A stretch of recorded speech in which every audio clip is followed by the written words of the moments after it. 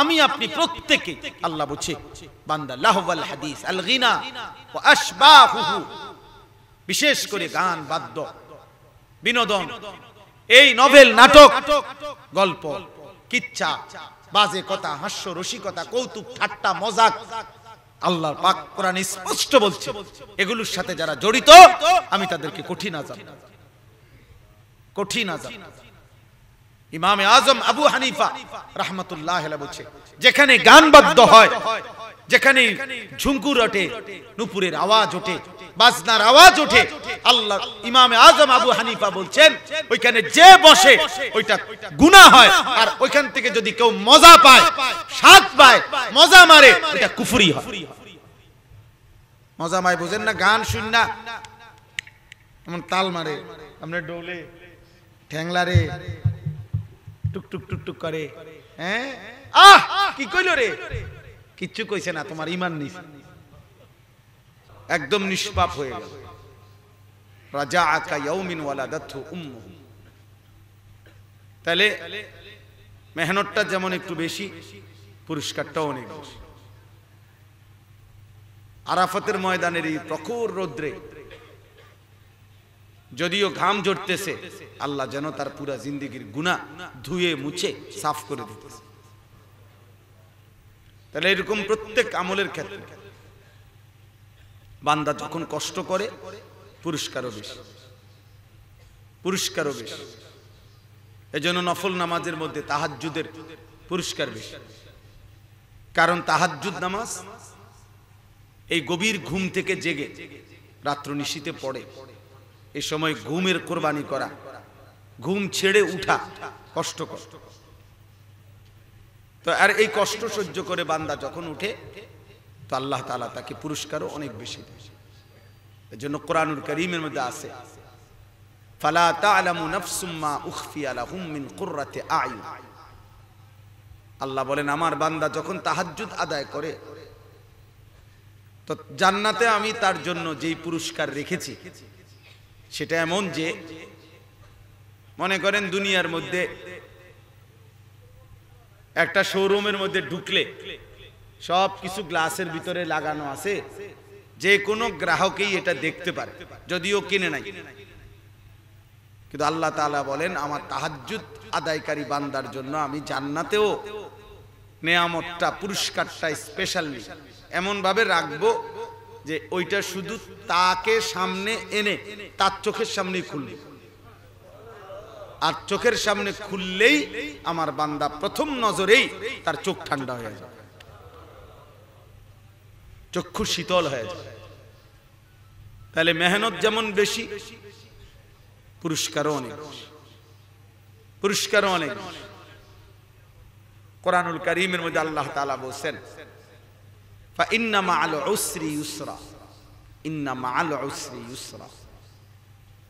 আল্লাহ তাআলা বলেন আমি ওয়াদা দিচ্ছি বন্ধু, প্রতিটি কষ্টের পরেই আপনার জন্য সুখ, আনন্দ, সহজতা আসবে। কষ্ট পাবেন একবার, পেরেশানিতে পড়বেন একবার, সহজ হবে কমপক্ষে দুইবার, ডবল, দ্বিগুণ। এজন্য এই পৃথিবীতে আপনারা একটা নেক আমলের জন্য, ওয়াজের জন্য, মাহফিলের জন্য কষ্ট করছেন, কোনো অসুবিধা নেই, আল্লাহর জন্যই করছেন। এখন যদি দিল সাফ হয়, আল্লাহর উপরে কোনো নারাজি না থাকে, কোনো অভিযোগ না থাকে, তো পুরাটাই নেকি। আর যদি অভিযোগ করে তাহলে হবে না। বৃষ্টিটা আমগো সব শেষ করে দিল, কে কইলো আজকে বৃষ্টিটা হইছে, কথা নাই বার্তা নাই, বৃষ্টিটা আইলো, সারাদিন দেখলাম ভালো, গত 2 দিন আগেও দেখলাম না কোনো বৃষ্টি, আজকে একা বৃষ্টি, আমরার মাহফিলের দিন বৃষ্টিটা আসলো। তো আপনি বলেন কোন দিন আইতো, কার মাহফিলের দিন? আমি তারে জানাই যে তারা কইছে তোমার মাহফিলের দিন যাতে বৃষ্টি হয়। বলেন আপনি বুদ্ধি দেন, কোন দিনের মাহফিলে বৃষ্টি হইতো? মানে আগামী 7 দিন পরের মাহফিলে? তাইলে এই কথা বলার কোনো সুযোগ আছে আসলে না। বরঞ্চ একজন মুমিনের আকীদার মধ্যে ঈমানের একটা অংশ রেজা বিল কাজা, এটা আমাদের ঈমানের অংশ। অর্থ আল্লাহর ফয়সালার উপরে সন্তুষ্ট থাকা, আল্লাহর ফয়সালার উপরে সন্তুষ্ট থাকা। আমার তো তিনি ছাড়া আর কেউ নাই, তাইলে হাসাইলেও তিনি, কাঁদাইলেও তিনি। আমার প্রত্যাশা পূরণ হলেও তিনি, প্রত্যাশা পূরণ না হলেও তিনি। আমার তো আর কোনো দুয়ার নাই। আল্লাহুম্মা লা মানিআ লিমা আ'তাইতা ওয়া লা মু'তিয়া লিমা মানা'তা ওয়া লা ইয়ানফা'ু যাল জাদ্দি মিনকাল জাদ। আমাদের প্রিয় নবী সাল্লাল্লাহু আলাইহি ওয়াসাল্লাম 5 ওয়াক্ত নামাজের পরে, প্রত্যেক দিন, প্রত্যেক ফরজ নামাজের পরে নবীজি এই দোয়াটা পড়তেন একবার, যে আল্লাহ আপনি দিলে বাধা দিবে কে, আপনি না দিলে দেবে কে, আপনাকে বাদ দিয়ে চেষ্টা করে লাভ কি হবে। তাহলে নবীজি এটা বুঝাইছেন উম্মত, প্রত্যাশা পূরণ শুধুমাত্র আল্লাহ তাআলার ইচ্ছা, না হলেও আল্লাহর ইচ্ছা। সুখে কিংবা দুঃখে, আনন্দ কিংবা বেদনায়, হাসি কিংবা কান্নায়, সব অবস্থায় আল্লাহর ফয়সালার উপরে সন্তুষ্ট থাকা, এটা মুমিনের সিফাত। কুল লান ইউসিবানা ইল্লা মা কাতাবাল্লাহু লানা। আল্লাহ বলেন, হে নবী আপনি বলে দেন, হে আমার উম্মত মনে রাখবা, আমাদের উপরে কোনো বিপদ মুসিবত আসবে না, আসবে কেবল ওইটুকু যা আল্লাহ তাআলা আমাদের জন্য লিখে রেখেছেন তাকদীরে। এটা সূরা তাওবার আয়াত। আল্লাহ যা লিখে রাখছেন তা হবেই, আল্লাহ যা লিখেন নাই তা হবে না। তো আল্লাহ তাআলা শিখাইছেন, আপনি বলেন লান ইউসিবানা ইল্লা মা কাতাবাল্লাহু লানা। হে নবী বলে দেন, কোনো মুসিবত হবে না, হবে তাই যা আল্লাহ তাআলা লিখে রাখছেন। পুরা 3 মাসে, করোনার সময় 6 মাসে 3 মাসে একদিন 4 তালার থেকে নামে নাই এক ভদ্রলোক আমার পরিচিত। শুধু একদিন আপনার মোবাইলের রিচার্জ করার জন্য কোনো লোক নাই, শুধু সিঁড়ি দিয়া নিচে নামেই দোকানে টাকাটা দিয়েই দৌড় দিয়া আবার 4 তালা গেছে। এর কয়েকদিন পরে উনি মারা গেছে। তাইলে এত সতর্কতা থাকার পরেও উনি মরে গেলেন। আর অসংখ্য করোনায় আক্রান্ত রোগীকে যারা দাফন করছে, এমন হাজারো লোক মরে নাই। সে কেন মরল না আর উনি কেন মরলেন? সব কার ফয়সালা? আল্লাহ তাআলা। হুয়া মাওলানা। আল্লাহ বলেন, বন্ধু বলেন যে তিনি আমাদের অভিভাবক। ওয়া আলাল্লাহি ফালিয়াতাওয়াক্কালিল মুমিনুন। আল্লাহর উপরেই মুমিনের উচিত ভরসা করা, মুমিনের উচিত আল্লাহর উপরেই ভরসা করা। এজন্য হাদিসে কুদসির মধ্যে আছে, আল্লাহ তাআলা বলেন, মান লাম ইয়ারদা বিকাদাই ফালিয়াতলুব রাব্বান সিওয়াই। আমি আল্লাহর ফয়সালার উপরে যে সন্তুষ্ট নয়, আল্লাহ বলেন ওরে বইল তুমি আরেকজন রব, আরেকজন খোদা তালাশ করে নাও। যাও, তুমি যাও, বাদ দাও, আমার মতো মালিকরে ছেড়ে দাও। তুমি এর চাইতে ভালো তোমার পছন্দ মতো কোনো খোদা তোমার আছে থাকলে তারে তুমি খুঁজে নাও। এমন কেউ আছে তো? কথা বলে না, এমন কেউ আছে তো? আমাদের প্রয়োজন পূরণের জন্য আর কেউ আছে তো? নাই।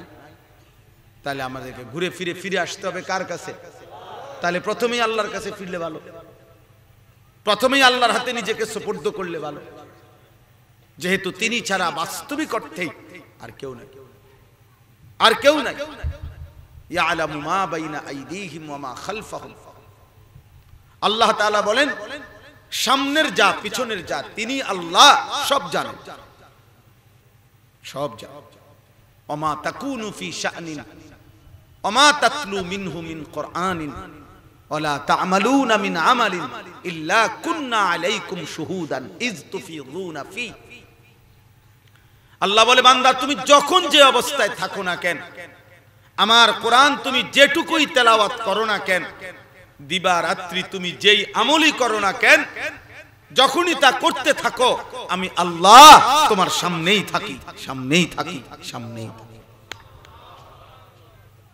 ইল্লা কুননা আলাইকুম শুহুদান, আমি তোমার সামনেই থাকি।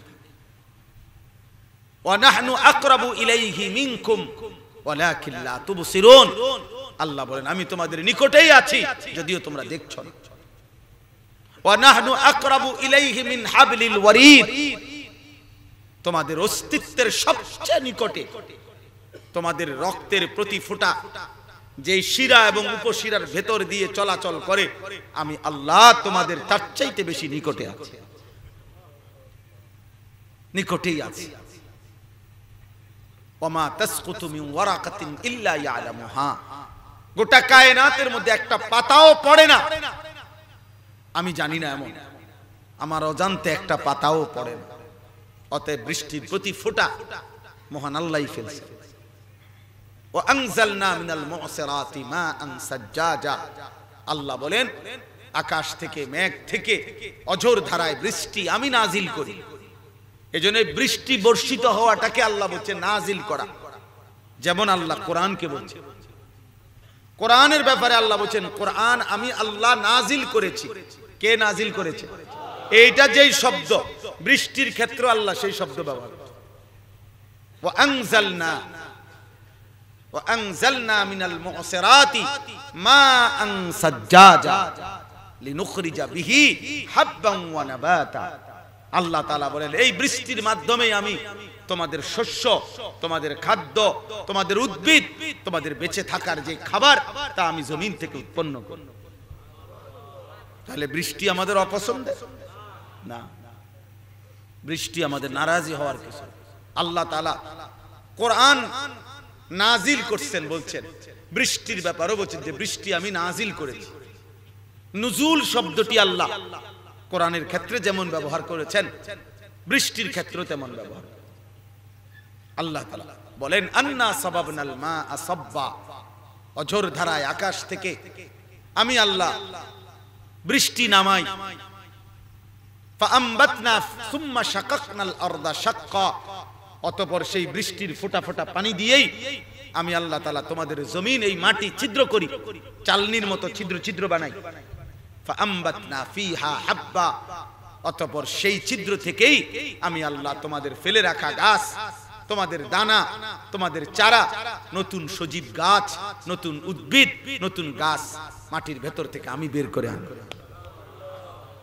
ফাআমবাতনা ফিহা হাব্বা ওয়া ইনাবা ওয়া কাদবা, আমি তোমাদের জন্য এই বৃষ্টির মাধ্যমে প্রস্তুতকৃত জমিন থেকে তোমাদের আঙ্গুর, তোমাদের তরকারি, ওয়া যাইতুনা ওয়া নাখলা, তোমাদের যাইতুন মানে তেল, তোমাদের খেজুরের গাছ, ওয়া হাদাইকা গুলবা, এবং ঘন বাগান, ফল ফসলের বাগান, ওয়া ফাকিহা, এবং তোমাদের যাবতীয় ফল ফলাদি সবকিছু আমি আল্লাহ জমিন থেকে উৎপন্ন করি।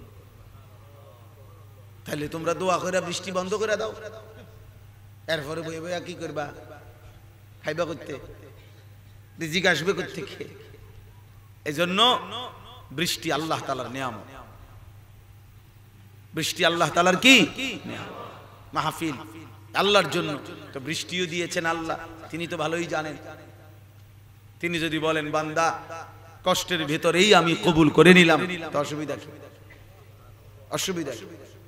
মানুষ হইছে মনে করেন 10 লাখ, মালিক নিল না, তো লাভ কি? লাভ কি? আল্লাহ বললেন আমি নিলাম না, আমি গ্রহণ করলাম না, তাহলে কি হবে? আর কেউ চেনে না, কেউ জানে না, আল্লাহ বলেন আমি গ্রহণ করলাম, তো তার কি পরিমাণ সৌভাগ্য। এই জন্য কোনোভাবে না ঘাবড়ানো, বরঞ্চ আলহামদুলিল্লাহ বলেন। আলহামদুলিল্লাহ বৃষ্টি হয়েছে তো আলহামদুলিল্লাহ, আলহামদুলিল্লাহ। একটু কষ্ট হয়েছে এই তো, আর কিছু তো না, আর তো কিছু না। বৃষ্টি আল্লাহর নিয়ামত। আমাদের নবী সাল্লাল্লাহু আলাইহি সাল্লাম, নবীজি তার ঈমানদার উম্মতকে, আমরা যে এই নবীজির উম্মত যারা ঈমানদার, আল্লাহর নবী তাদেরকে বৃষ্টির সাথে তুলনা দিয়েছেন। হাদিসে আছে, নবীজি বলছেন আমার উম্মত বৃষ্টির মতো। মানে কি? মানে হলো ঈমান আমলের ভিত্তিতে আমার উম্মতের প্রথম জন আর শেষ জন, যার মধ্যে ঈমান আমল তাকওয়া পূর্ণ আছে, সেই সমান দামি আখিরাতের মর্যাদা। মানে বৃষ্টির ফোঁটার মতো। বৃষ্টির ফোঁটা নবী বলছেন যে লা ইউদরা আউয়ালুহু খায়রুন আম আখিরুহু। নবীজি বলেন, তুমি বলো তো উম্মত, যে বৃষ্টির ফোঁটা পড়লে, মনে করেন 10 মিনিট বৃষ্টি হইছে এখানে, এখন আপনি বলেন তো যে বৃষ্টির প্রথম ফোঁটা দামি না শেষ ফোঁটা দামি? হ্যাঁ, সবগুলা দামি। মাশাআল্লাহ, সব ফোঁটাই কি সমান? প্রথম ফোঁটা যেমন, শেষ ফোঁটাও কি? বৃষ্টির পানির এই ফোঁটার মধ্যে কোনো কি নাই? তারতম্য নাই, তারতম্য নাই, পার্থক্য নাই। এজন্য নবী বলছে, আমার উম্মতের ঈমানদার, ঈমান আমল তাকওয়া যার মধ্যে আছে, তো ইসরাফিলের ফুঁর দিনও যে মারা যাবে সেও দামি, প্রথম যে আমার হাতে কালেমা পড়ছে সেও দামি, সেও দামি। এজন্য কোরআনুল কারীমের মধ্যে বৃষ্টির কথা আলোচনা আছে। বললাম হাদিসেও নবীজি সাল্লাল্লাহু আলাইহি সাল্লাম বৃষ্টির দ্বারা উদাহরণ দিয়েছেন। বাকি শুধু নবী সাল্লাল্লাহু আলাইহি ওয়াসাল্লাম বৃষ্টি যদি বেশি আসতো, নবীজি বলতেন আল্লাহুম্মা সাইয়্যিবান নাফিআন, আল্লাহ এই অঝোর বৃষ্টি যেন আমাদের উপকারী হয়, এর দ্বারা যেন আমাদের ক্ষেত ফসল, আমাদের ফল ফুল, আমাদের বাগ বাগিচা বাগান, এটা যেন উৎপন্ন হয়, ফল ভালো হয়, আমাদের কল্যাণ যেন হয়। নবীজি এই দোয়া। আর নবীজি যখন ঝড় তুফান দেখতেন, তুফান, তো নবী সাল্লাল্লাহু আলাইহি সাল্লাম তখন আল্লাহর কাছে পানাহ চাইতেন, আল্লাহুম্মা হাওয়ালাইনা ওয়ালা আলাইনা। তুফান আসছে, কালো অন্ধকার করে ঝড় আসতেছে, তো নবীজি তখন বলতেন, আল্লাহ এটা যেন আমাদের পক্ষে থাকে, আমাদের উপরে যেন আযাবের কারণ না হয়। কারণ এই পৃথিবীতে পূর্ববর্তী অনেক জাতিকে আল্লাহ তাআলা এরকম ঝড় তুফান দিয়ে, যারা প্রথম মনে করছিল বৃষ্টি আসতেছে, কিন্তু ওইটার ভিতরেই পাথরের বৃষ্টি হয়ে আল্লাহ জাতিকে, কওমকে, অবাধ্য নাফরমান জাতিকে আল্লাহ ধ্বংস করে দিয়েছে, ধ্বংস করে দিয়েছে। কোরআনুল কারীমের মধ্যে আছে, সূরা আল হাক্কা, এই সূরাতে আছে, আর অন্যান্য সূরাতেও আছে। একজন নবী ছিলেন হুদ আলাইহিস সালাম। এই হুদ আলাইহিস সালামকে আল্লাহ তাআলা যেই এলাকায় পাঠিয়েছিলেন, কওমে আদ, আদ জাতি, এরা ছিল আল্লাহর সৃষ্টির মধ্যে সবচেয়ে শক্তিশালী, মজবুত দেহী এবং লম্বা, সবচেয়ে সুদূর শক্তিশালী বাহাদুর মানুষ আল্লাহর সৃষ্টি। ওদের সবচেয়ে ছোট বাচ্চাটাও, সবচেয়ে ছোট মানুষটাও, সবচেয়ে খাটো লোকটাও কমপক্ষে 40 হাত লম্বা হতো। সবচেয়ে কম বয়সী লোকটাও 300 বছরের পরে মারা যায়। এবং উঁচা উঁচা পাহাড় থেকে তারা ঘরবাড়ি করত। কওমে আদ, কওমে সামুদ, বিশেষ করে কওমে আদ। তো হুদ আলাইহিস সালাম তাদেরকে প্রতিদিন, প্রতিনিয়ত তাদেরকে বলছে, তোমরা মূর্তি পূজা ছাড়ো, কুফর করো না, শিরিক করো না, আল্লাহর নাফরমানি করো না। এই অশ্লীলতা, এই বেহায়াপনা, এই অসভ্যতা, এই গুনাহ, এই পাপ তোমাদেরকে ধ্বংস করে দিবে, আল্লাহর আযাব আসবে। এই নাফরমান জাতি বলছিল, তাফসীরের মধ্যে আছে, তারা প্রতিনিয়ত ওই নবীকে বলতো, আইয়ুনা আশাদ্দু মিন্না কুওয়া, হে নবী হুদ, এই বেটা, কারে দমক দাও বেটা, আমাদের চাইতে শক্তিশালী এই সৃষ্টিতে আর কেউ আছে? কে আছে আমাদের চাইতে শক্তিশালী, আমাদেরকে আযাব দিবে? ডাকো তো তাকে। আল্লাহ তাআলা বলছেন, হায় নাফরমান, আমি আল্লাহর সাথে চ্যালেঞ্জ করলি, আমার সাথে বাড়াবাড়ি করলাম, আমার কথা ভাবে ফেলে দিলা, প্রত্যাখ্যান করলা, আচ্ছা ঠিক আছে, আমি দেখাইতেছি। তো আল্লাহ তাআলা ওই জাতির উপরে কোরআনুল কারীমের মধ্যে আছে, একদিন ঝড় শুরু হয়েছে, তুফান। এই এক তুফান শুরু হয়েছে, খোদার কসম বাপ, আমরা সবাই বুঝা দরকার, এই কোরআনে আল্লাহ উল্লেখ করছেন, সাবআ লায়ালিন ওয়া সামানিয়াতা আইয়াম, 7 রাত 8 দিন আমি আল্লাহ ওই জাতির উপরে শুধু ঝড় তুফানে চালাই। সাবআ লায়ালিন মানে 7 রাত, সামানিয়াতা আইয়ামিন মানে 8টা দিন, 7 রাত 8 দিন টানা শুধু ঝড় তুফান হইছে। আল্লাহ বলেন, এই ঝড়ে আর এই তুফানে, 7 দিনের লাগাতার ঝড়ে, 8 দিনের লাগাতার ঝড়ে একটা মানুষ ওই কওমের দুধের বাচ্চা, কোলের বাচ্চা, বয়স্ক, জওয়ান, বৃদ্ধ, নারী, পুরুষ, ছোট বড় সবগুলো ফাতারাল কওমা ফিহা সারআ, লম্বা লম্বা গাছ ঝড় তুফানে যেরকম আগা ভাঙ্গা ভাঙ্গা ঠাস ঠাস করে রাস্তায় পড়ে থাকে, এরকম ভাবে মানুষগুলো মরে সব পড়েছিল, একটা লোক আর বাঁচে। এজন্য দোস্ত, কোন নাফরমানিকে শেষ পর্যন্ত আল্লাহ ছাড়ে না। প্রত্যেকের বেলায় আযাব একই সময়ে দেয় না, আর প্রত্যেকের এই আযাবটা আল্লাহ দুনিয়ায় দিবে এমন না। বিষয়টা এখানে আল্লাহ এটা স্পষ্ট বলে রাখছে। একে তো আমি প্রত্যেক পাপীকে একই সময়ে পাপ করার 6 মাসের ভিতরে আমি আযাব দেই, এমন কোন টাইম টেবিল আমি আল্লাহ দেই নাই। পাপ করার 6 মাস পরে 6 বছরের ভিতরে আমি আযাব দেই, না না, আল্লাহ বলেন এটা আমার ইচ্ছা।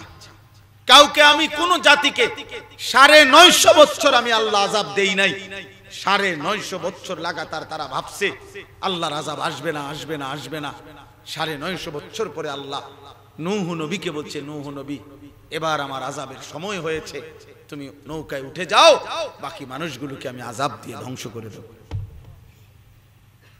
950 বছর পর্যন্ত যারা কোনদিন আযাব দেখে নাই, তারা কি আর ভাবছিল আর আযাব আসবে? কিন্তু রব তো জানে আযাব আসবে। অতএব আজকে নওজোয়ান ভাই, আজ কতদিন হয় নাফরমানি করছো? 1 বছর, 2 বছর? আজকে 1 বছর যাবত যারা কোনদিন ফজরের নামাজ পড়ো না, রাতের পর রাত যারা উলঙ্গ ছবি আর নারী, মোবাইলের অস্থির দৃশ্য দেখে যারা জীবন শেষ করে দিচ্ছ, কি ভাবছো বাবা? আজকে 6 মাস যেহেতু আল্লাহর পক্ষ থেকে কোনো শাস্তি তোমার উপরে আসে নাই, অতএব আর আসবে না, ঠিক না? আজকে 2 বছর 4 বছর যেহেতু লাগাতার নাফরমানির পরেও তোমার উপরে কোনো মুসিবত আসে নাই, অতএব তুমি ভেবেছো আর কোনো মুসিবত আসবে না, না? কি ভাবছো? 40 বছর পর্যন্ত একটানা ফেরাউনের তাফসীরে আছে, ফেরাউনের 40 বছর পর্যন্ত কোনদিন সর্দি, কাশি, মাথা ব্যথা, জ্বর, ঠান্ডা, একটা হাসিও দেয় না, হাসিও দেয়। 40 বছরও সে কোনদিন একটা ব্যারাম হয় নাই। তাই বলে কি মালিক তাকে ধরে নাই? কথা বলে না কেন? আল্লাহ তাকে ধরে নাই তো? আজকে যারা 30 বছর ধরে সুদ খান, কি ভাবছেন আপনি? কি ভেবেছেন বাবা? বছরের পর বছর যে মহিলা বেপর্দা, ওই বেহায়া নারীকে বলেন, হে বোন, তুমি কি ভেবেছ? এভাবেই শেষ না? তোমার কোনো মালিক নাই। বেনামাজি ছেলেরা বাপ, তোমাদের কোনো সৃষ্টিকর্তা নাই না? তোমাদেরকে কেউ বানায় নাই? তোমাদের কোনো নবী নাই?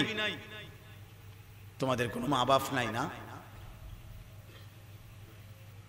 মুসলমানের ঘরে সেই ছোট্টবেলা থেকে কত লক্ষবার শুনছো বাপ যে তুমি মুসলমান।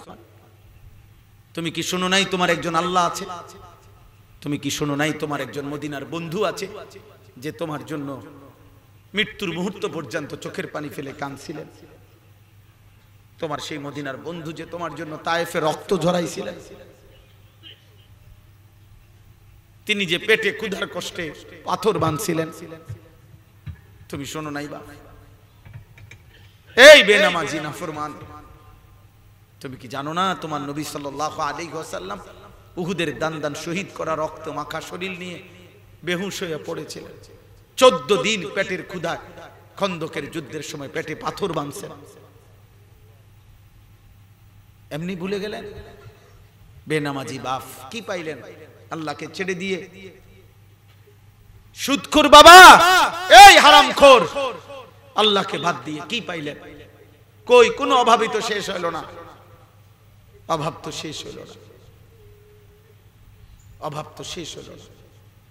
কই অভাব শেষ হইছে কারো? পৃথিবীর কোন নাফরমান, কোন হারামখোর, অবৈধ উপার্জনকারী আজ পর্যন্ত বলছেনি যে আমার আর পৃথিবীর কোনো চাহিদা নাই, সব চাহিদা পূরণ হইছে, এমন কেউ বলতে পারছে? কই আমি তো আমি তো অগণিত, আমার ব্যক্তিগত অভ্যাস, আমি অগণিত কিস্তিখোর, কিস্তি উড়ায় যেগুলা, এরকম অসংখ্য পাপী কিস্তিখোর, ওনারে জিজ্ঞাসা করছি ভাই অভাব গেছিনি, এখন কয়টা কিস্তি? বলছে হুজুর মাসে ইনকাম হয় 90,000, 1.5 লাখ টাকা মাসে ইনকাম হয়। ওই নাফরমান লোকেরও এখনো কিস্তি চলে 6টা, কিস্তি চলে 4টা, কিস্তি চলে 4টা। তাইলে বাপ কিস্তি তো তোমার শেষ হইল না, অভাব তো তোমার গেল না, কেন হারাম করছো? বলো বাপ, তোমরা যারা বাপ প্রতিদিন নারী দেখো, ছবি দেখো মোবাইলে, এই পর্যন্ত কয়জন নারী তোমার ঘরের দুয়ারে আসছে? কে তোমার সাথে দেখা করতে আসছে? ও তো তোমারই চেনেও না। মোবাইলের নর্তকী তোমারই চিনে না তো বাপ, মোবাইলের নর্তকী তোমারই চেনে না, ও তোমারে 2 পয়সাও চেনে না। ও তোমার জন্য সাজে নাই, ও টাকার জন্য সাজছে। ও তার রূপ দেখায়, যৌবন দেখায়, তোমার জন্য না, খোদার কসম। তুমি ভুল বুঝছো, ও টাকার জন্য। ওই অসভ্য নর্তকী তোমার জন্য নাচে না, ও টাকার জন্য নাচে। সিনেমার নর্তকী তোমার জন্য নাচে নাই, ও সম্পদের জন্য নাচে, টাকার জন্য। ও হারামের এই টাকা দিয়ে ও বাড়ি করছে, গাড়ি করছে, ও সুখে নাই, সুখে নাই। খবর নাও, খবর লাগাও বাপ, একটা বেহায়া নারী, বেপর্দা নারী সুখে নাই, সুখে নাই।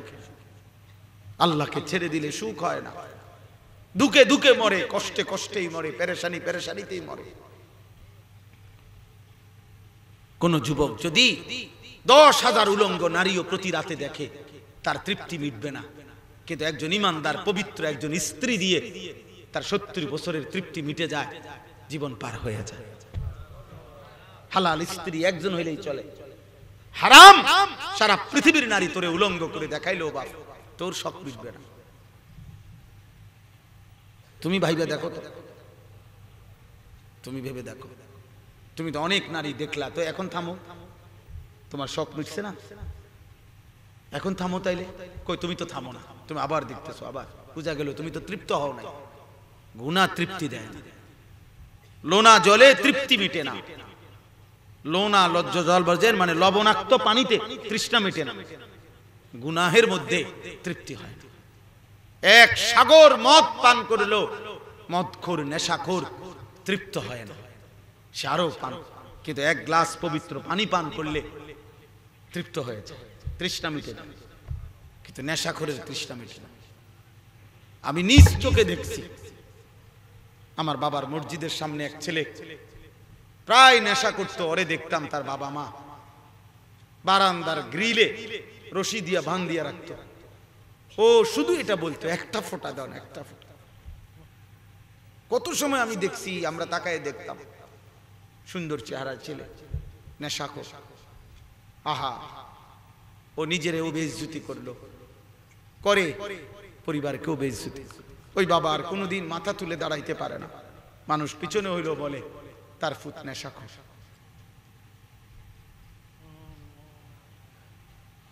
তার ছেলেটা চরিত্রহীন, লম্পট, অসৎ ছেলেদের সাথে হাঁটে চলে। ওই মাও তো ছোট হয়ে যায়। বাপ, তোমার মাও তো তোমার বেনামাজি জিন্দিগি, হারাম এই জীবনের কারণে বাবাও তো লজ্জিত হয়, মাও তো। মদিনার রসুলও তো চোখের পানি ফেলে কাঁদে, উম্মত এজন্যই বুঝি আমি 23 বছর কাঁদলাম। আমার এত রক্ত, এত চোখের পানি, আমার এত ক্ষুধার কষ্ট বিনিময়ে এই করলাম উম্মত। ওই মাও তো ছোট হয়, বাবাও তো ছোট হয়। কেন মারে বেইজ্জতি করলা বাপ? বলো ভাই, একটা ছেলে ভাবো ভাই, তোমার মা কি তোমার জন্য ছোটবেলায় একবার শুধু 2 মাস যে মা, 2 বছর যে মা দুধ পান করাইছে, একবার কল্পনা করো ভাইয়া, ওই মা কত হাজারবার লক্ষবার চুমা দিছে, বুকে জড়ায় ধরছে, কত লক্ষবার আদর করছে। এই মা বুকে, মুখে, হাতে, গালে, মুখে হাজারো বার, লাখো বার চুমু দিছে, আদর করছে। কত জনেরই দেখাইছে আমার বাচ্চাটার একটু হাতে মুছে দেন, দোয়া করে দেন, আল্লাহ যাতে তারে মানুষ করে। কত হুজুর আসছে, তো হুজুরের কাছে পাঠাইছে আমার বাচ্চাটারে দোয়া করে দিতে বলেন। এইভাবেই তো মায়েরা, বাবারা ছোট্টই মাসুম বাচ্চাকে এত বড় হওয়ার পরে আজ তুমি 16 বছর বয়সে নারী, ছবি, অস্থির দৃশ্য, এক ওয়াক্ত নামাজের সেজদা দাও না। হায় হায় নাফরমান, তোর মায়ের দুধের এই বদলা।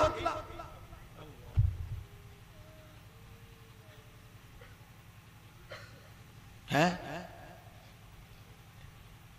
তোমার মা এই স্বপ্ন নিয়েই তারে তোমার বুকের দুধ পান করাইছিল যে তুমি 16 বছর বয়সে সারা রাত উলঙ্গ ছবি দেখবা। এই তো ছিল মার স্বপ্ন। এই যে বাবা আজকে 16 বছর বিদেশ, কারো বাবা 18 বছর বিদেশ, তো 16টা বছর ধরে ওই লোকটা যে বিদেশে মাথার ঘাম পায়ে ফেলে একটা একটা টাকা জমাইয়া এরপরে বাড়িতে পাঠায়। একটা ছোট্ট রুমের মধ্যে 4 জন 6 জন 10 জন থাকে, কোন রকমে মানবেতর নিজে রান্না করে খায়, নিজে কাপড় নিজে ধোয়, একটা ওষুধ খুলে দেওয়ার কেউ নাই, এক গ্লাস পানি ঢাইলা দিবে এমন আপনজন তো কেউ নাই বেচারার। নিজের রান্না, নিজের খাবার, নিজের কাপড়, নিজের ঔষধ সব এই লোকটা নিজে করে। আবার 12 ঘন্টা 14 ঘন্টা ডিউটি করে, আবার জমানো টাকাটা বেশি অংশটাই বাড়িতে পাঠায়। খাইয়া না খাইয়া এখানে পড়ে থাকে যে আমার বিবি সুখে থাকুক, আমার সন্তান সুখে থাকুক। সেই সন্তান এই কষ্ট রক্ত পানি করা টাকা দিয়ে তুমি সারা রাত উলঙ্গ ছবি দেখতেছ।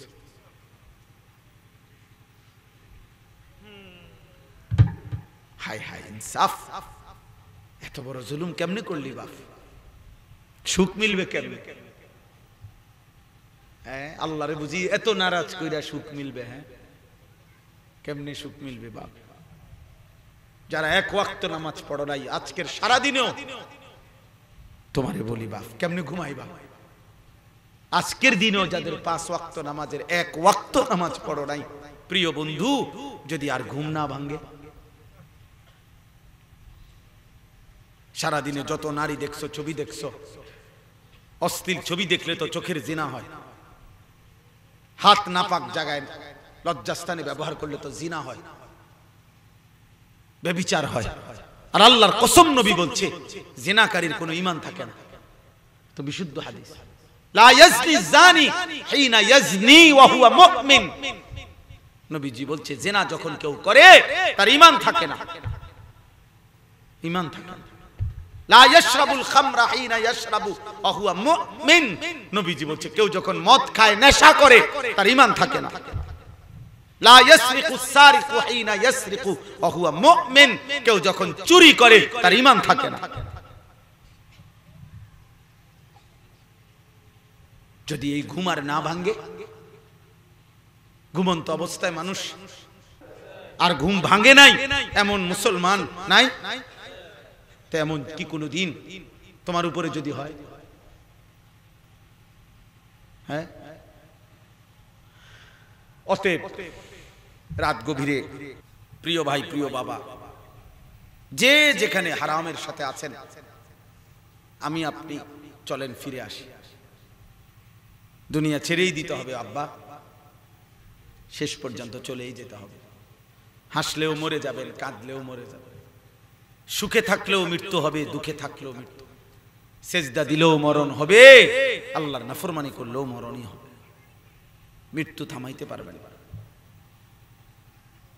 মৃত্যু থামাইতে পারবেন না। ওয়াজাআত সাকরাতুল মাউতি বিল হক যালিকা মা কুনতা মিনহু তাহিদ। রব্বুল আলামিন বলে, বান্দা মনে রেখো, সত্য সত্যই একদিন মৃত্যুর যন্ত্রণা শুরু হবে। এই মৃত্যু থেকেই তুমি বারবার পলায়ন করতে চেয়েছিলে। প্রতিটা রোগ ব্যাধি ওষুধ, প্রতিটা অ্যাক্সিডেন্ট, প্রতিটা মুসিবতে তুমি ভেবেছ যাতে মৃত্যু না হয় তাড়াতাড়ি ওষুধ নিয়ে আসছো, চিকিৎসা করাইছো। বারবার মাথা ব্যথা ভালো হয়ে গেছে, পেট ব্যথা, জ্বর, সর্দি, ঠান্ডা, কাশি ভালো হয়ে গেছে। তুমি ভেবেছ বারবার যেহেতু আমি সুস্থ হয়ে গেলাম, আমি আর মৃত্যু হবে না। আল্লাহ বলে, না বান্দা, অসুস্থতা বারবার হইতে পারে, মৃত্যু কিন্তু বারবার হয় না বান্দা, একবারই হয়। আর একবার হলে আর কোনোদিন ফেরত দেই না। হাত্তা ইদা জাআ আহাদাহুমুল মাউত ক্বালা রাব্বিরজিউন। আল্লাহ বলেন, প্রতিটা পাপী নাফরমান মৃত্যুর সময় যখন হয়ে যায় তখন সে চিৎকার করে আল্লাহকে বলে, অল্প কিছুদিনের জন্য দুনিয়ায় আমাকে আবারও থাকতে দেন, লাল্লি আমালু সালিহান ফিমা তারাকতু। আল্লাহ বলেন, নাফরমান বলে, মাওলা এবার যদি দুনিয়ায় থাকতে পারি, এবার আমি সবগুলো নেক আমল করব। আল্লাহ বলবেন, কাল্লা, না বান্দা, কখনোই হবে না। মালাকুল মউতকে সামনে এনে আমি দুনিয়ার কোনোদিন কাউকে ফেরত দেই নাই, তোমারে দেব কেমনে? ওয়ালাইন ইউআখিরাল্লাহু নাফসান ইদা জাআ আজালুহা। আল্লাহ বলে, মৃত্যুর সময় যখন হয়ে যায় আমি আল্লাহ কাউকে এক সেকেন্ডের জন্য আর অবসর দেই না, সুযোগ দেই না, হবে না। বৃদ্ধ বাবা, এখনো যারা বিড়ি সিগারেট খান, 50-60 বছরের চাচা, কি হিসাবে খাইতেছেন? এটা কি গুনাহ না? বয়স্ক লোক বাবা, এখনো যারা কথায় কথায় গালি দেন, কি হিসাবে গালি দেন? আপনি মরতেন না? এখনো যারা বয়স্ক, দাড়ি বড় হয়ে গেছে, পাইকা গেছে, চা দোয়ানে বসে বসা রঙিন টেলিভিশনে নর্তকীর নাচ, নাটক, সিনেমা, বেডির নাচ দেখেন, আপনার কি লজ্জা শরম নাই চাচা? আপনার হায়া নাই? হ্যাঁ, আপনি মরতেন না? 60 বছর পরেও এখনো মরণের কথা মনে পড়ে নাই? আপনি কেমন শক্ত নাফরমান! এত বছর পরে তো কবরের কথা মনে পড়ার কথা। 60 বছরে কি কম জানাজা পড়ছেন? 60 বছরে কত মানুষের জানাজা পড়লেন? 60 বছরে কত লাশ দেখলেন? কত মানুষের মৃত্যু দেখলেন? কত বাড়ির কত চিৎকার, কত কান্না শুনলেন, মরণের চিৎকার। তবুও কি আখিরাত মনে পড়লো না? হ্যাঁ, বলেন আব্বা, বলেন চাচা, বলেন দাদা। অতএব খুব মনোযোগ দিয়ে আপনারা শুনছেন, আসেন, দিল থেকে রাত গভীরে ভাবে মনে করেন আগামীর মুহূর্তে যদি আখিরাত, তো কেমনে দাঁড়াবেন মালিকের সামনে, নবী সাল্লাল্লাহু আলাইহি সাল্লামের সামনে। নবীজি যে সুপারিশ করবেন মানে কি? মানে আপনি মৃত্যু পর্যন্ত বিড়ি খাইতে খাইতে চলে যাবেন, আর নবী আপনি হাসরের ময়দানে দাঁড়াইলেই নবী আপনার বেহেশত দিয়ে দিব। এটাই তো সুপারিশ না? আপনার বিচারে তো কয় এটা নাকি? আপনি মৌত পর্যন্ত সুদ খাবেন, আর আপনারে মরার লগ লগ নবীজি সুপারিশ মানে আপনি হাসরের ময়দানে দাঁড়াবেন, আপনার বেহেশতে বুঝাই দিব। এই তো সুপারিশ নাকি? কোনো কাগজপত্র নাই, কোনো ফাইল নাই, কোনো নিয়ম কানুন নাই সুপারিশের নাকি? কি ভাবেন? হ্যাঁ, কি ভাবছেনটা কি? ঠেলাঠেলি করেন কীর্তেন, ধাক্কা ধাক্কি করেন কীর্তেন, নবীর আশেক, নবীর দুশ্মন, ঠেলাঠেলি করেন কীর্তেন। আমলের হিসাব মিলান, বাকি বানসে চিন্তা আপনি বাদ দেন। মনে করেন ওইতে নবীর দুশ্মন, তখন আমনে কেমনে নবীর আশেক এটা আপনি বুঝাই দেন কাগজে কলমে, দাগ নম্বর খতিয়ান দিয়ে মিলায় দেন। মুহাম্মদ আরবি সাল্লাল্লাহু আলাইহি সাল্লামের জিন্দেগীর প্রতিটা আমল একটা একটা সুন্নাত। মিসওয়াক করেন না আজকে কত বছর, কেমনে সুপারিশের জন্য দাঁড়াবেন? দস্তরখান বিছায়া খানা খান না আজকে কত বছর? বাম পাও দিয়ে খেয়াল করে বাথরুমে ঢুকছেন কতদিন? ডান পাও দিয়ে খেয়াল করে মসজিদে ঢুকছেন কতদিন? হ্যাঁ, স্ত্রী সন্তানকে ঈমান আমলের উপরে রাখছেন কতদিন? একটা একটা সুন্নাত, নবীর খাওয়ার সুন্নাত, পড়ার সুন্নাত। নবীজি যে প্রত্যেক কাজে দোয়া পড়তেন, নবী বাথরুমে ঢুকতে দোয়া পড়তেন, নবী বাথরুম থেকে বের হয়ে দোয়া পড়তেন, নবীজি মসজিদে ঢুকতে দোয়া পড়তেন, নবীজি মসজিদ থেকে বের হয়ে দোয়া পড়তেন, নবীজি খাবারের শুরুতে দোয়া পড়তেন, খাবার শেষে দোয়া পড়তেন, ঘুম যাইতে গিয়ে দোয়া পড়তেন, ঘুম থেকে উঠে দোয়া পড়তেন। তো এগুলো পারেন কয়টা, ফরেন কয়টা? আশেক কেমনে? কিতা আশেক মানে কি? বিরিয়ানির ফোটলা? হ্যাঁ, বিরিয়ানির ফোটলা, খিচুড়ির ফোটলা। হ্যাঁ, আচ্ছা খান, বিরিয়ানি খান, বাড়াই এলো আরো এক প্যাকেট জাতাজাতি করে লইয়ে এই এলাম এনতে লইতে নিলাম, এই যে আলাপ এনে বিরিয়ানি খাইতে আসছেন যা। এরপরে দেখবেন কোনি এক টমাটি পড়তো না। সুন্নাতের এক এক আমল বুঝাই হবে না? তাহলে তিনি কেন কাঁদলেন? যদি আমলই করতে না হয়, যদি নবী সাল্লাল্লাহু আলাইহি সাল্লামের মুখস্থ ভালোবাসা মুখে উচ্চারণ করলেই, চিৎকার করলেই শুধু যদি ভালোবাসা যথেষ্ট হয়ে যায়, তো 23 বছরের চোখের পানি, 23 বছরের শরীয়তের এত বিধান, আল্লাহর কোরআনের এত কথা, রাসূলের এত হাদিস, নবীর এত সুন্নাত, সাহাবায়ে কেরামের এত কুরবানি, এত যুদ্ধ, এত জিহাদ, এত রক্ত, এত শাহাদাত, এত ত্যাগ, এগুলো কি জন্য? তাই কথা বলেন না কেন? ওনারা জান্নাতে যাওয়ার জন্য, নবীর ভালোবাসা প্রমাণ করার জন্য ওনারা এক একজন নিজের খুন দিতে হইছে, শহীদ হইতে হইছে, তাজা রক্ত জমিনে বিলায় দিতে হইছে। আর আমনে শুধু বিরানির পোটলা দিয়েই নবীর ভালোবাসা প্রমাণ করে দিবেন। ইনসাফ হইল নি? এটা বিচারে কয়নি? কথা বলে না কেন? বসেন এখন, বিচারে বইয়ে এখন বসেন, এটা বিচারে কয়নি। আমি ঠেলাঠেলির পক্ষে না।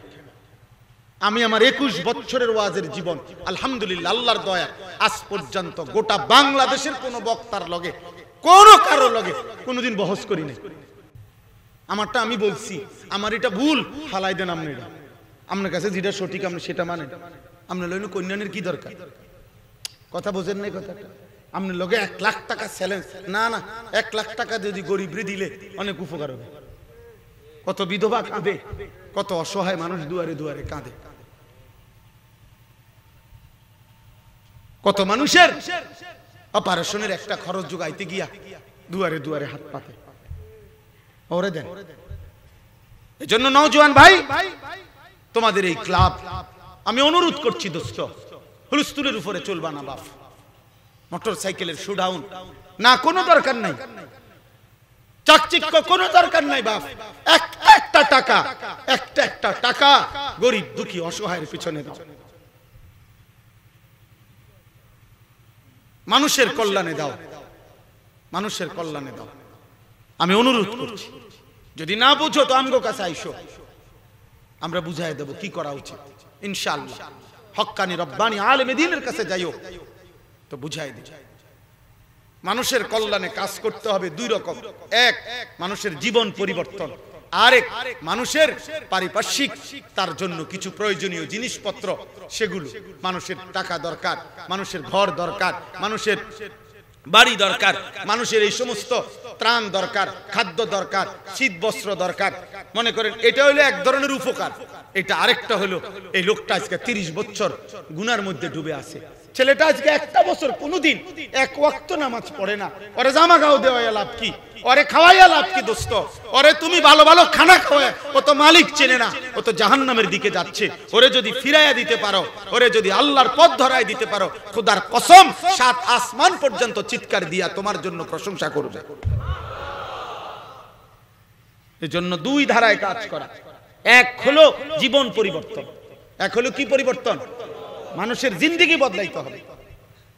একটা মাহফিল করছি, দেখাই দিছি, বেড়া হইলে সামনের বছর আরো বড় হুজুর আনুম। বেড়া প্রয়োজনে খোঁজ লইতে আছি, সাঁদের দেশে কোনো হুজুর আসেনি, খবর লো, প্রয়োজনে টাক দিয়ে আনবো, ট্রাক পিকআপ ভাড়া করে হুজুর। প্রয়োজন আমরা 30 জনে আলগি দিয়া হুজুর, বিরাট হুজুর, 83 কেজি ওজনের হুজুর। হ্যাঁ, আমার একজনে কালকে পরশুদিন বুঝাইলো, ভারত বাংলাদেশ বিজয় করে যিনি এখন আমাদের এই অঞ্চলে ওয়াজে আসছে। আমি বলি কিতা বিজয় করছে, কিতা এত বড় খবর দিয়ে আমরা জানলাম না ভারত বিজয় হয়ে গেছে, বাংলাদেশ বিজয় হয়ে গেছে। কিও কম ভারত বাংলাদেশ বিজয় করে উনি এখন আইসে এনে ওয়াজ করতে। না, শোডাউনের দরকার নাই বাপ। চাকচিক্য নয়, আখিরাত কাম। কি চাই? আখিরাত। আখিরাত। ওমান আরাদাল আখিরাতা ওয়াসআ লাহা সাইয়াহা ওয়া হুয়া মুমিন ফাউলাইকা কানা সাইয়ুহুম মাশকুরা। সুবহানাল্লাহ। কোরআনে আল্লাহ বলছে, সহজ হিসাব, আল্লাহ বলছে তোমরা যারা আখিরাতের আশায়, ওমান আরাদাল আখিরাতা, আখিরাতের আশায়, ওয়াসআ লাহা সাইয়াহা ওয়া হুয়া মুমিন, পূর্ণ ঈমান ঠিক রেখে ঈমানের পথে যত মেহনত করবা, আখিরাতের আশায় ইসলামের উপরে যত মেহনত করবা ঈমান ঠিক রেখে, ফাউলাইকা কানা সাইয়ুহুম মাশকুরা, আমি আল্লাহ কৃতজ্ঞতার সাথে সমস্ত চেষ্টা কবুল করে নেব। শর্ত হলো কি থাকতে হবে? আখিরাতের আশা। কিসের আশা? 2 নাম্বার শর্ত হলো ঈমান থাকতে হবে। কি থাকতে হবে? ঈমান ঠিক রেখে আখিরাতের আশায় ইসলামের যা করবা আমি আল্লাহ কৃতজ্ঞতার সাথে নেব, শুকরের সাথে নেব। ওই দেখবেন অনেক রিসিটের তলে লেখা থাকে ধন্যবাদের সহিত গৃহীত হইল। টাকা দিছে, মনে করেন 100 টাকা দান করছে, তো নিচে লেখা থাকে ধন্যবাদের সহিত কি হইল? গৃহীত হইল। কৃতজ্ঞতার সহিত আপনার দানটুকু গ্রহণ করলাম, শুকরান, জাযাকাল্লাহ। হ্যাঁ, আমি আপনার প্রতি কৃতজ্ঞ, আপনি আমাকে দিয়েছেন। তো মহান আল্লাহ বলে, বান্দা আমিও তোমার শুকর আদায় করছি, তুমি আমার গোলামি করেছো। বাহ, এটা যদি আল্লাহ কো, অবস্থাটা কি হবে? আল্লাহ যদি বলে, বান্দা আমি তোমার শুকর করছি, আমি তোমার কৃতজ্ঞ, অথচ আসলে তো আল্লাহ কৃতজ্ঞ হওয়ার কথা না, কৃতজ্ঞতা তো আমাদের। কিন্তু আল্লাহ মহব্বত করে যেন বলছে, ফাযকুরুনি আযকুরকুম, তুমি আমাকে স্মরণ করো, আমি তোমাকে স্মরণ করব। তুমি আসবা যখন, আমিও আসবো তখন। ইন আতাইতানি লাইলান আতাইতুকা লাইলান। ওহো, মালিক বলে, বান্দা তুমি যদি আমার কাছে রাত গভীরে আসো, আমি আল্লাহ রাত গভীরেই তোমার কাছে আসবো। ইন আতাইতানি নাহারান আতাইতুকা নাহারান, তুমি যদি দিনের আলোতে আমার কাছে আসো, আমি দিনের আলোতেই তোমার কাছে আসবো। আমি বান্দা জিজ্ঞেস করব গভীর রাতে, বলো না বান্দা কি লাগবে? বান্দা বলো না গুনাহ মাফ চাও, বলো আমি মাফ করে দেব। রিজিক চাও, বলো আমি রিজিক দিয়ে দেব। অসুস্থতার সুস্থতা চাও, বলো আমি সুস্থ করে দেব। সমস্ত প্রয়োজন পূরণ করতে যা বলো বলো বান্দা, হারাম না হলে, কুফর না হলে, শিরিক না হলে, আল্লাহ দ্রোহী কোনো কথা না হলে, গুনাহের কথা না হলে, আমি আল্লাহ চোখের এক এক ফোঁটা পানির বিনিময়ে তোমার সাগর মহাসাগর সমপরিমাণ চাহিদা আমি পূরণ করে দেব। আল্লাহ আমাদেরকে তৌফিক দান করে। প্রিয় ছেলে, প্রিয় ভাই, প্রিয় বন্ধু, কষ্ট করছেন, এটুকু কষ্ট যেন কাজে লাগে, কাজে লাগে। নওজোয়ান ফিরো ভাইয়া, আগামের ইসলাম নালে কে ধরে রাখবে? মাহাদির পক্ষে লড়বে কে বাপ? প্রতি মুহূর্তে কাফের, মুশরিক, ইহুদি, খ্রিস্টান, হিন্দু, বৌদ্ধ, নাস্তিক, মুরতাদ, পৃথিবীর সমস্ত মুনাফিক, ইসলাম দ্রোহীরা প্রতি মুহূর্তে ষড়যন্ত্র করে যাচ্ছে। প্রতি সেকেন্ডে সেকেন্ডে চাচ্ছে পৃথিবী থেকে মুসলমানকে নিশ্চিহ্ন করে দিতে। সেই সময় তোমরা যদি বড় অংশ যুবক নওজোয়ান, তোমরা যদি নারী, ছবি, মদ, জুয়া, নেশা, গান, বাদ্য, বিনোদন, পার্ক, মোটর সাইকেলের ঘোড়া গাড়ি, বন্ধুদের আড্ডায় এমন সুন্দর হায়াত নষ্ট করে দাও, তাহলে দোস্ত আমার ইসলামের জন্য লড়বে কে? 14 বছরের যেই সাহাবীরা, প্রিয় সন্তান ভাই মনে রাখো আমার এই কথা রাতে, 15 বছরের যেই সাহাবীরা বদরের যুদ্ধে অংশগ্রহণ করছে, উহুদের যুদ্ধে শহীদের পবিত্র খুনে রক্ত ভাসায় দিছে জমিন, সেই 15 বছরের 16 বছরের সাহাবীরা, সেই মাত্র 15 বছর 14 বছরের সাহাবী যে আবু জেহেলের মতো দুশমনকে হত্যা করছিল, জানি না আমরা? তো তিনি বা তারা তোমাদের নওজোয়ানদেরকে হাসরের দিন প্রশ্ন করবে, যুবক আমি তো 16 বছর বয়সে আল্লাহর জন্য জীবন দিছি, তুমি কেমনে 16 বছর বয়সে ইসলামের জন্য মুসলমান হয়ে কি করেছো বলো?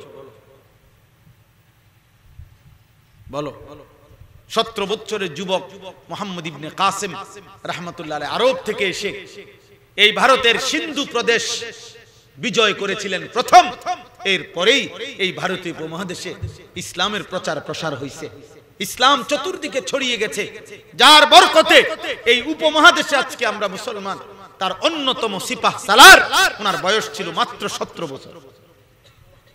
সেই মুহাম্মদ ইবনে কাসিম কি বলবে না যে যুবক আমি তো 17 বছর বয়সে আরব থেকে আইসা সিন্ধু বিজয় করেছি, হিন্দুস্তান বিজয় করেছি, এখানে আইসা পতাকা উড়াইছি, আর তুমি কেমনে নারী, নেশা, মদ, জুয়া আর গান বাদ্যে ডুবে গেল? আল্লাহ আমাদেরকে হেফাজত করেন, আল্লাহ আমাদেরকে কবুল করে নেন। চলেন এই আমি দুইটা আয়াতের শুধু তরজমা বলি।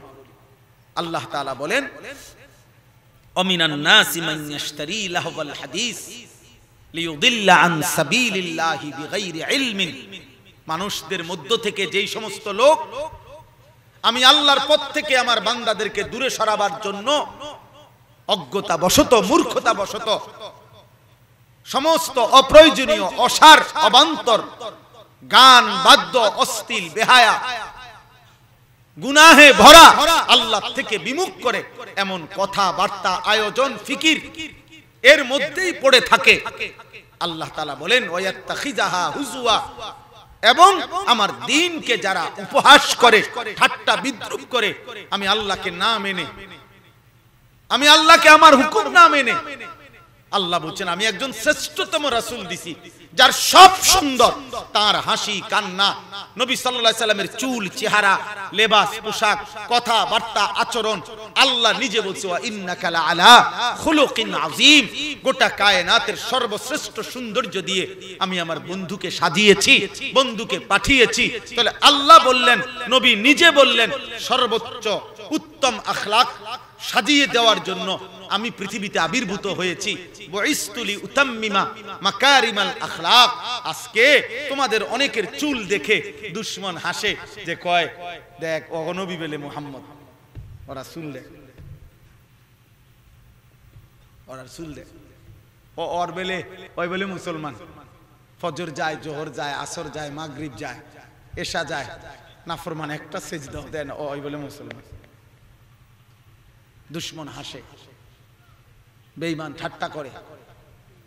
আল্লাহ বলেন আমার দ্বীনকে যারা উপহাসের পাত্র বানাইলো, তোমার এই বদ আখলাকের কারণে দুশমন সুযোগ পেল।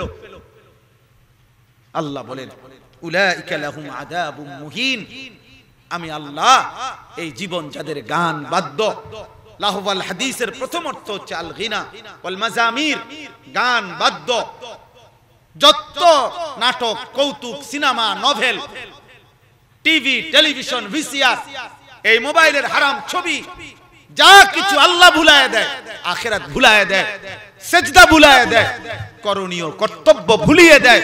খোদার কসম বাপ আল্লাহ বলেন এমন মানুষ তো আমার দ্বীনকে উপহাসের পাত্র বানায়, আমার নবীর 23 বছরের চোখের পানিকে সে বিদ্রূপ করে, আমার কোরআনকে সে উপহাস করে।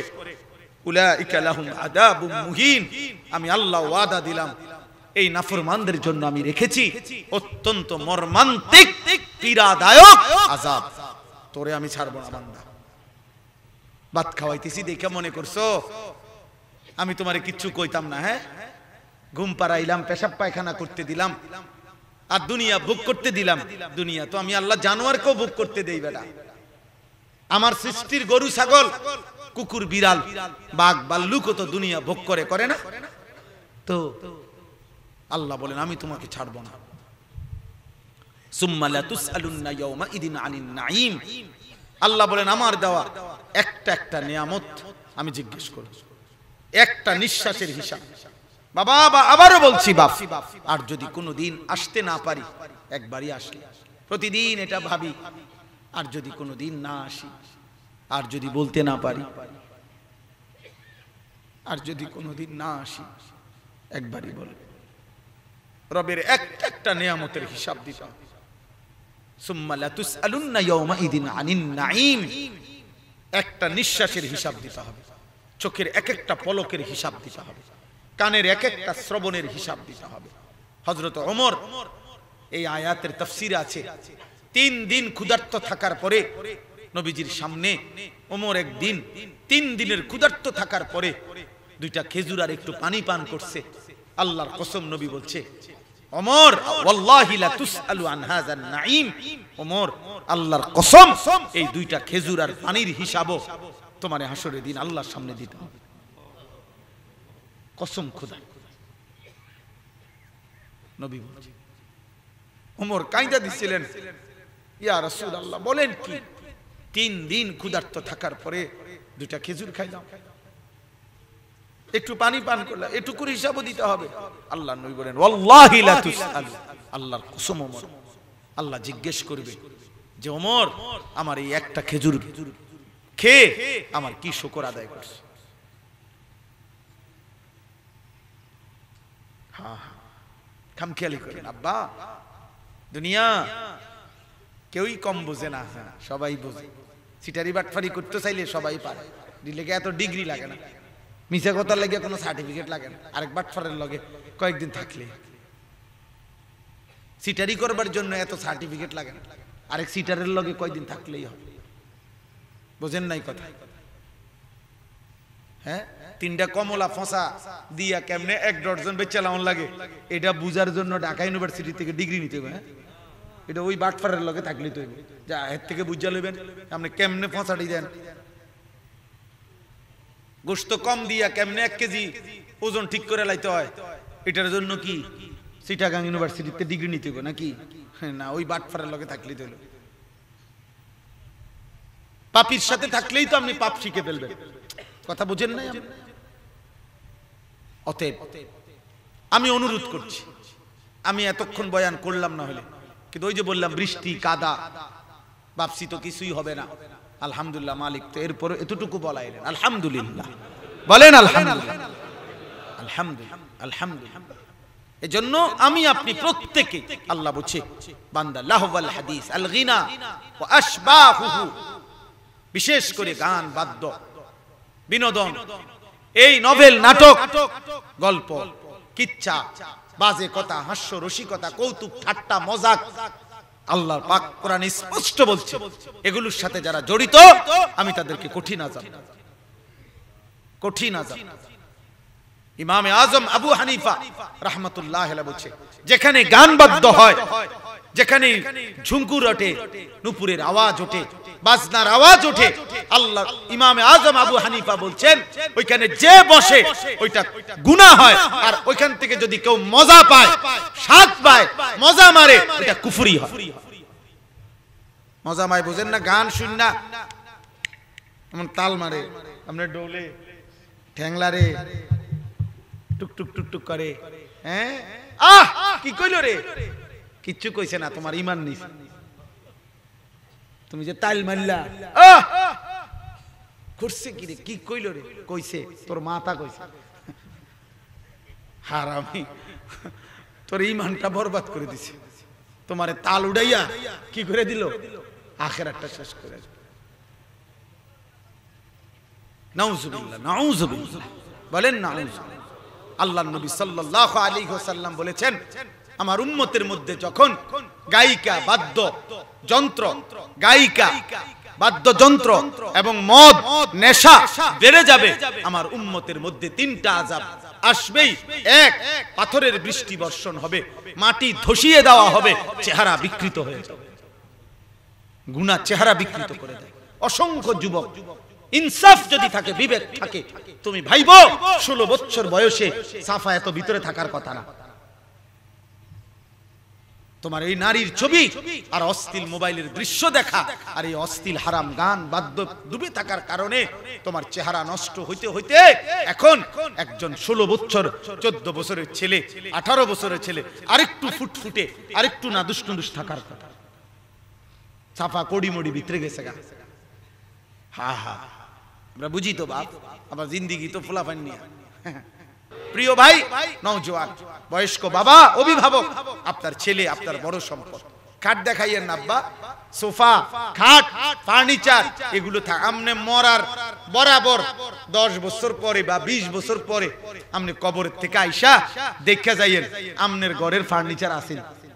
আমি বললাম আপনি শুধু ফেরেশতারে বলবেন কবরের থেকে, ভাই বিশ্বাস কর আমি কোনো দিকে যাইতাম না, শুধু আমার ঘরে একটু জামু আর আমু, শুধু দেখে আমু সোফাটি আছে,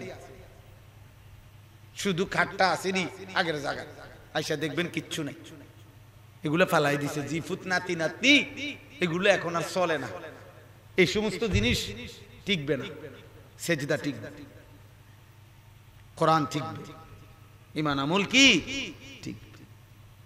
আমার দাদা মরার 12 বছর পরে আমার জ্যাঠারে আমি বলছিলাম, দাদা রেখে যাওয়া একটা নুনের বাড়ি আমার গুদুর দেখান আসেনি কিছু, আমার জ্যাঠা কাইদা দিছে, কয় না বাতিজা তোরে দেখাইবার মতো আমার বাবার স্মৃতি একটা লবণের বাটিও নাই। ধোকা, ধোকা, দুনিয়া কি ধোকা। এগুলা থাকে না, সেজদা থাকে, ঈমান আমল থাকে। এজন্য স্ত্রী সন্তানের ওযু নামাজের ফিকির করেন, আখিরাতের ফিকির করেন, ওদের পর্দা পুশিদার ফিকির করেন, ওদের ঈমান আমলের যুদ্ধ করেন, চেষ্টা করেন, ওলামাদের সাথে পরামর্শ করেন, ইমাম সাহেবের লগে কথা বলেন, মাদ্রাসার আলেমে দ্বীনের সাথে কথা বলেন, স্থানীয় উলামাদের সাথে মশওয়ারা করেন যে হুজুর আমার ছেলে নামাজ পড়ে না, বিবি পর্দা করে না, আমার ঘরে কেউ আল্লাহর কোরআন পড়তে পারে না, আর কি সুরত হইতে পারে, কি করতে পারি আমি?